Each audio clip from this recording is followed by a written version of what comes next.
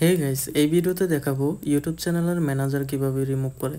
প্রথমে আপনার চ্যানেলের ঢুকে তারপর হচ্ছে চ্যানেল আইকনে ক্লিক করে দেন হচ্ছে একেবারে নিচের সেটিংয়ে ক্লিক করতে হবে।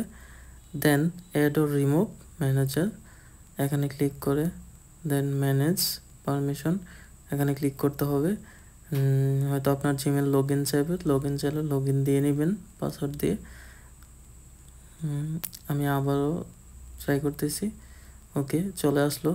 এই যে এই অ্যাকাউন্টটা হচ্ছে আমার ম্যানেজারে অ্যাড আসছে। এখন আমি এটাকে কি রিমুভ করব। এখানে ক্লিক করলে এখানে রিমুভ করার অপশন নেই, অন্যগুলো অপশন। এই যে ক্রস সাইন আছে এটাতে ক্লিক করে দেন রিমুভে ক্লিক করতে হবে। এখানে লেখা আছে, এগুলো বলে নেবেন। আমার উদ্দেশ্য হচ্ছে আমি রিমুভ করে দেব। দেন রিমুভে ক্লিক করলাম, দেন ডানে ক্লিক করে দিলাম। ওকে, এই যে চলে গেল, আর নাই।